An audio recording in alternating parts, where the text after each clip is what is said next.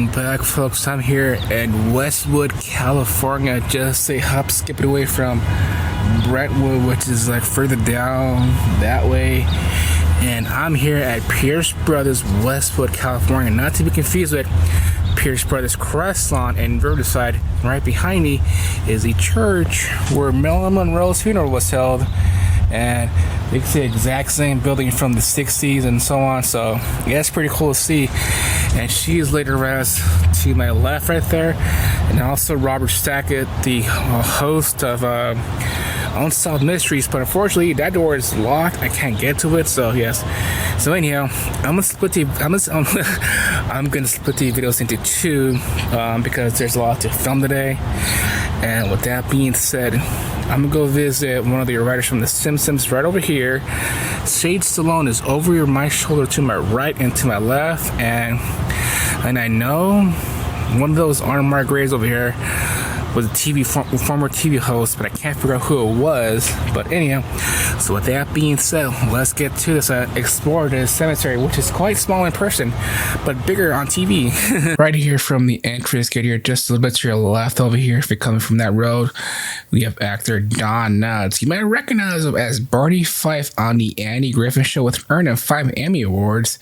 Also did star in a few movies, Ghost, Mr. Chicken, and The Incredible Mr. Olympic.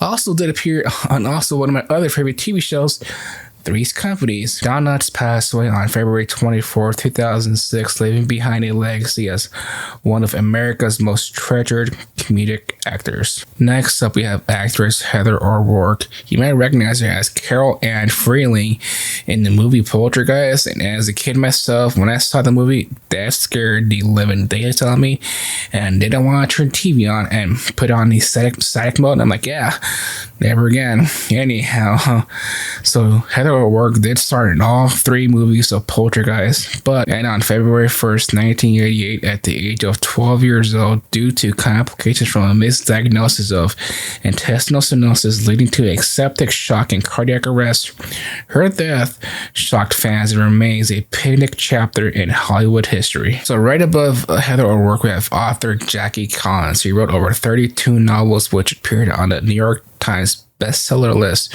and sold over 500 million copies worldwide. Some of her popular work include Hollywood Wives, The Stud, and the Scandalocious series. Collins in a deep dive into the lifestyles of the elite. She was younger sister of actress Joan Collins. Next up, we have author Truman Capote, who gained popularity with his famed novella Breakfast at Tiffany's and its groundbreaking non-fictional novel In Cold Blood, which released in 1966. In Cold Blood, which details the brutal murder of a Kansas family, is often credited with pioneering the true crime genre.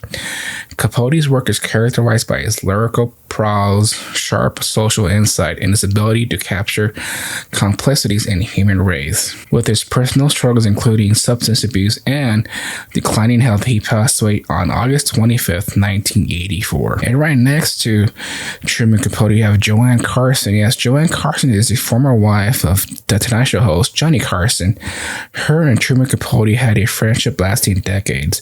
Though Joanne Carson did divorce from Johnny Carson in 1972, she did remain close friends with Truman Capote.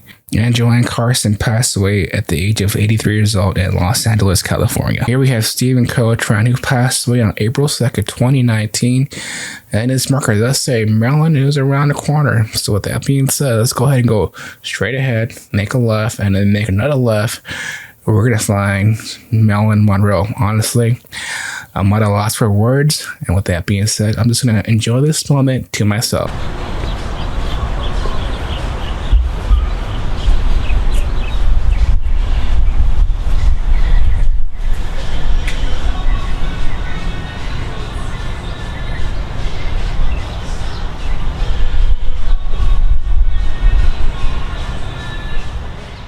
Here we have Marilyn Monroe's neighbor, Hugh Hefner, not the guy above her, which is a different story, but another day. Anyhow, so Hugh Hefner here founded Playboy magazine in 1953.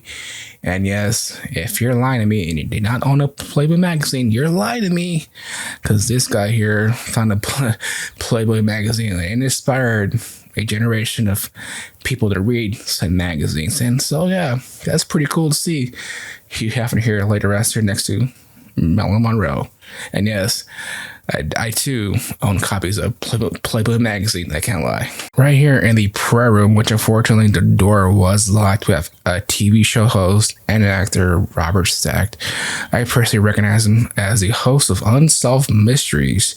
Watching reruns of that show was amazing. And yes, he was laid to rest next to his wife here, who's both been cremated, Rosemary Stack. And they're both on that top shelf there. I'll put an arrow right there. They're in that top shelf there, cremated there. And so unfortunately I couldn't get a better view of the case here, but unfortunately the door was locked. Next up we have actor, singer, and comedian Dean Martin. And yes, he is one of the original members of the Rat Pack, along with Frank Sinatra, Sammy Davis Jr., and Dean Martin himself were the Rat Pack. And Dean Martin wrote a few songs himself, Das Amore, Everybody Loves Somebody, and started numerous films with Frank Sinatra and Sammy Davis Jr. And unfortunately, he passed away on December 25th, 1995, leaving a lasting legacy in entertainment history. Right here in the right-hand corner of the cemetery, we have actor Jason Davis, but you might recognize his voice as Mikey Blumberg in the animated television series Recess. He also appeared on TV shows like Roseanne and Seventh Heaven.